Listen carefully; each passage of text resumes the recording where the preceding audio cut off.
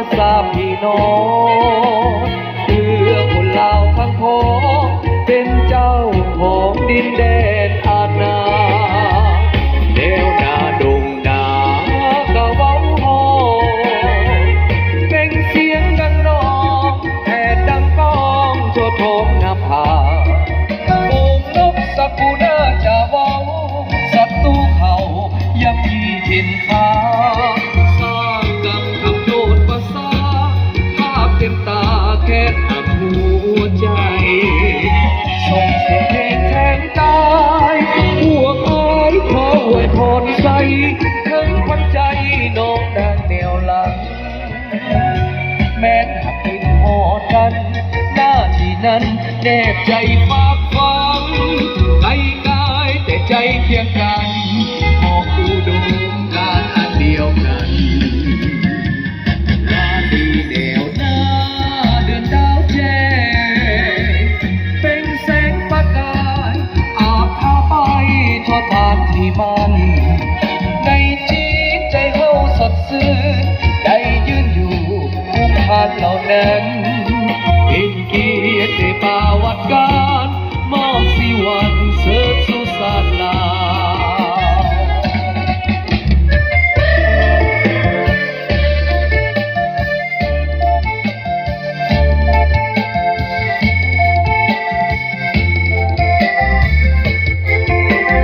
ทั้งเชียงเด็ด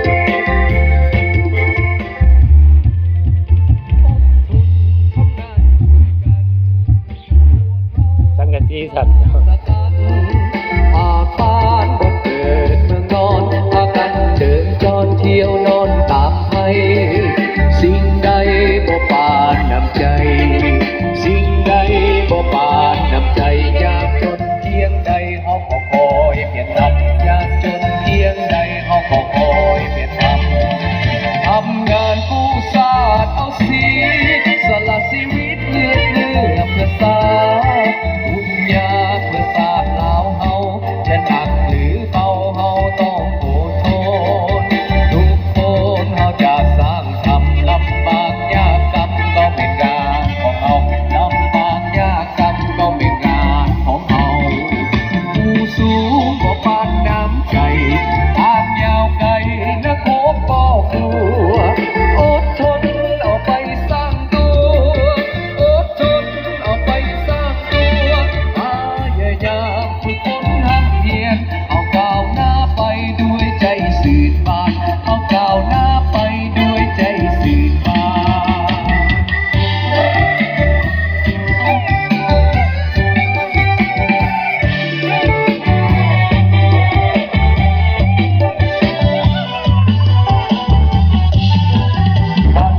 ลำเสริมเจ็ดหนึ่งเก่าวิ่งมาคืนแม่งเมายนถึงระเบิดบินมาปี1971คุณนะบรรพลำเสริมผ่านมาอยู่ทางเลเก่าผ่านโดงบนปล่อยกัมพูเชียเวียดนามไต้จึงต้องใช้เส้นทางลำเลียงขนส่งท่านผู้จีมินผ่านดินลาวผ่านบ้านดงเพื่อตั้งการขนส่งจึงเกิดบรรพลำเสริม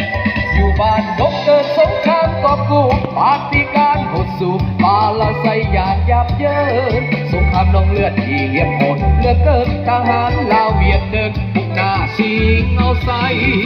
สงครามประหารกอบกู้เก็บให้เศร้าโลกหัวลาวเวียดนั้นสำใดมีวันนั้นจึงมีวันนี้เงื่อนใสลูกหลานจงจำไว้อย่าลืมบรรพลำเสริมลูกหลานจงจำไว้อย่าลืม